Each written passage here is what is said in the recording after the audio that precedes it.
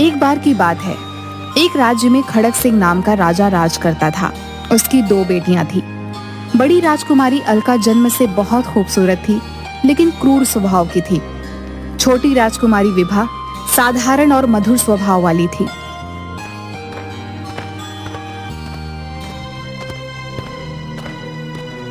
पिताजी, मैं जंगल में शिकार के लिए जाना चाहती हूँ। क्यों नहीं बेटी, जरूर जाओ। सैनिकों, राजकुमारी को शिकार पर ले जाने की तैयारी करो।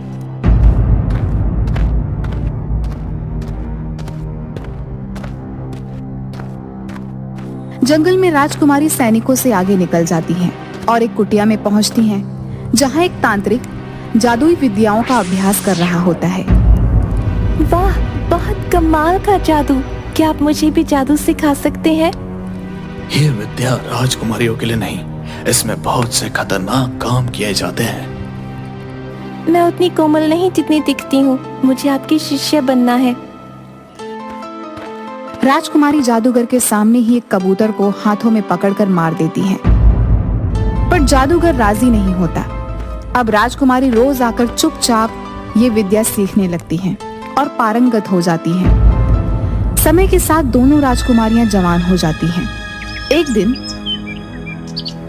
दासी, मैंने तुम्हें अपने लिए गुलाबी कमल लाने को कहा था, लेकिन तुम सफेद कमल लेकर आई हो। राजकुमारी, इस बार सरोवर में केवल सफेद कमल हुए हैं। तुम्हें सरोवर में अपनी बलि चढ़ानी होगी, तभी सरोवर में खिलने वाले फूल गुलाबी होंगे, जिनके रस से स्नान कर मैं पहले से भी अधिक खूबसूरत हो जाऊंगी। ये क्या कह रही हैं राजकुमारी? मेरे छोटे छोटे बच्चे हैं, मैं ऐसा कैसे कर सकती हूँ? सैनिकों, दासी को ले जाओ, शाही सरोवर में इसकी बलि चढ़ा दो। इसने शाही हुक्म मानने से इनकार किया है। दूसरी तरफ राजकुमारी विभा शाही सरोवर के पास बैठकर तितलियों के साथ खेल रही थी और पक्षियों को खाना खिला रही थी। वह दासी को वहां लाते हुए देखकर सैनिकों से पूछती हैं, सैनिकों, तुम इस तरह दासी को खींचकर क्यों ले जा रहे हो? क्या तुम्हें पता नहीं महाराज खड़क सिंह के राज्य में अन्याय नहीं होता?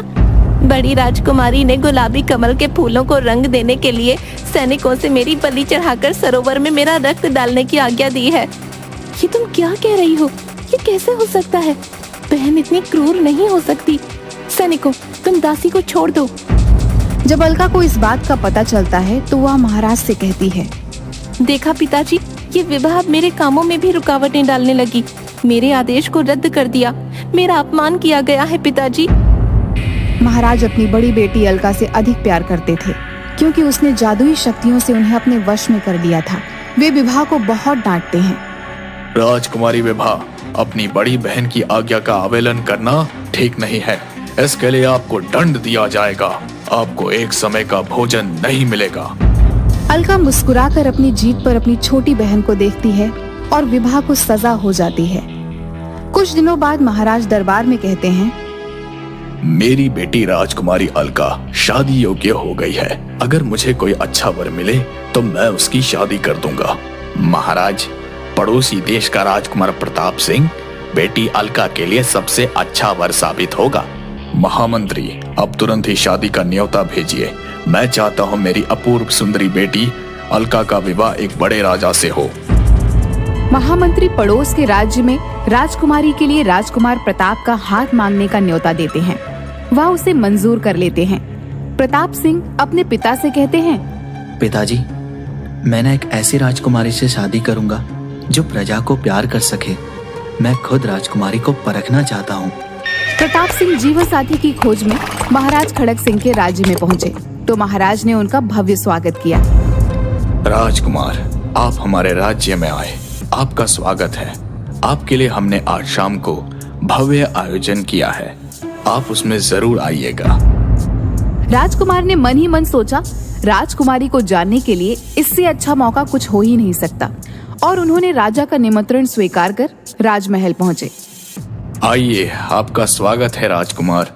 मिलिए, ये बड़ी राजकुमारी अलका, अपूर्व सुंदरी, ये आपका पूरा ध्यान रखेगी।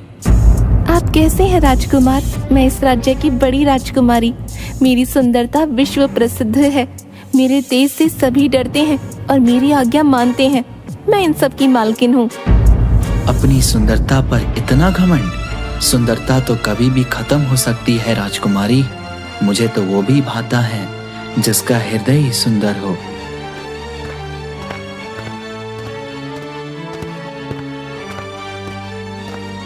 अलका प्रताप सिंह पर मोहित हो जाती है और कहीं वे उसकी बहन राजकुमारी विभा को न पसंद करे, इसीलिए अपनी बहन को जादुई शक्तियों से बिल्कुल साधारण दासी की पोशाक में ले आती है। आपका व्यक्तित्व निराला है। मेरा सही जोड़ सिर्फ आप ही हो सकते हैं। मुझे आप बहुत पसंद हैं। मैं आपसे विवाह करना चाहती हूँ। राजकुमारी, मैं व्यक्तित्व को देखकर विवाह निर्णय नहीं ले सकता। लीजिए राजकुमारी, आपके लिए ये ताजे फूलों का रस। सिपाहियों, इस दासी को 100 कोड़े लगाए जाएं। इसने राजकुमार से बात करते समय बीच में बोलने की हिम्मत की। राजकुमार को राजकुमारी बहुत क्रूर लगी। उसकी बातें जलन और नफरत से भरी थी। उन्होंने मन ही मन सोचा, यदि ये 10 राज्यों के मालिक होते फिर भी मैं उसे अपनी पत्नी नहीं बना सकता। तभी प्रताप सिंह की नजर छोटी राजकुमारी विभा पर पड़ी। वो लड़की कौन है जिसके चेहरे पर उसकी मासूमियत उसके चेहरे को एक अलग ही चमकान प्रदान कर रही है? वो मेरी छोटी बहन विभा है। वो किसी योग्य नहीं, उसमें कोई शाही आदत नहीं, हर समय हमारे गुलामों की सहायता में लगी रहती है। जब तुम्हारी तबीयत ठीक नहीं है तो तुम्हें यहाँ आने की क्या जरूरत थी? अब तुम बिल्कुल भी नहीं उठोगी। लो, ये फलों का रस पियो। वाह, ये राजकुमारी दयावान और कोमल है। मैं इनसे विवाह करना चाहता हूँ। आखिरकार राजकुमारी के महल वापस जाने के बाद राजकुमार महाराज खड़क सिंह को अपना निर्णय बता देता है।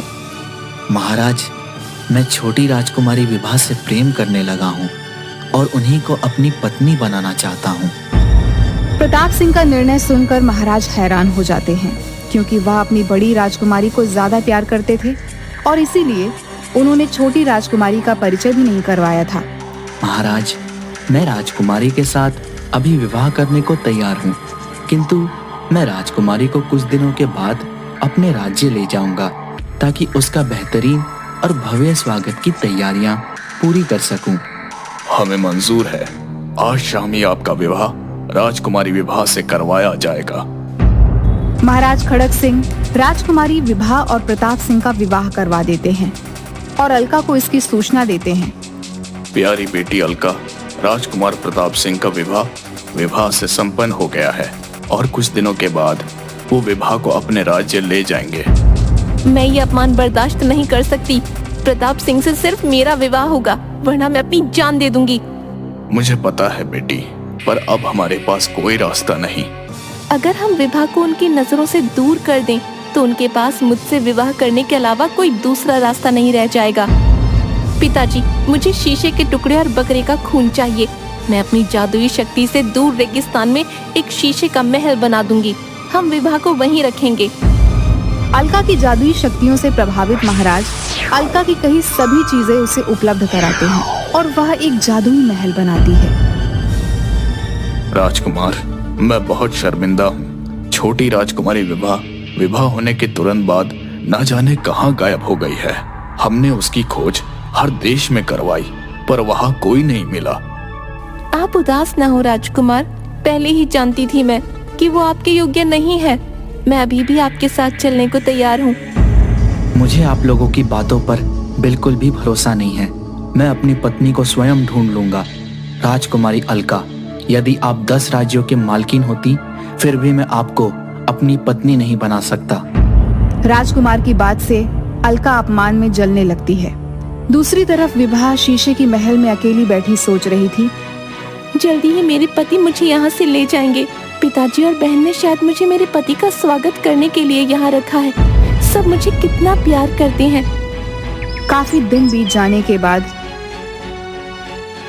विभा देखती है कि महल के चारों ओर कोई परिंदा भी पर नहीं मारता। वह पूरी तरह से अकेली है। वह बाहर निकलने की कोशिश करती है, लेकिन दरवाजा नहीं खुलता। क्या मुझे यहाँ कैद कर दिया गया है? आखिर मेरा क्या अपराध है? क्या अब मैं कभी अपने पति से नहीं मिल सकूंगी? वह महल की छत पर जाती है और चारों तरफ रेत देखकर घबरा जाती है। अचानक छत पर एक रंग बिरंगी तितली आकर बैठ जाती है। तितली, काश तुम मुझसे बात कर सकती। कितने दिन हो गए मैंने किसी से बात नहीं की, किसी को नहीं देखा। क्या तुम मुझसे बात कर सकती हो? प्यारी राजकुमारी, मैं वही हूँ जिसके साथ आप शाही बाग में खेला करती थीं। इतने दिन तक आपको वहाँ न देखकर मैं आपको ढूंढते हुए यहाँ आ गई। क्या तुम मेरा संदेश राजकुमार तक पहुँचा सकती हो? राजकुमारी, राजकुमार मेरी भाषा समझ भी नहीं सकते। भला मैं आपका संदेश कैसे पहुँचाऊँ? यदि कोई मेरे पैरों में रंग लगा दे तो मैं राजकुमार को लिखकर समझा सकती हूँ। तितली सीधे राजकुमार के पास जाती है और महल की रंगोली पर बैठ उसका रंग अपने पैर में लगा दीवार पर राजकुमारी का संदेश लिख देती है। तितली, क्या तुम मुझे राजकुमारी के पास ले जा सकती हो?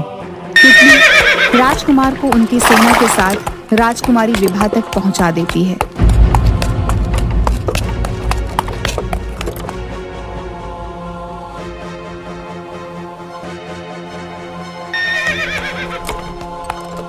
राजकुमार उसे सुरक्षित अपने राज्य पर जाने के बाद राजकुमारी अलका के पास जाते हैं।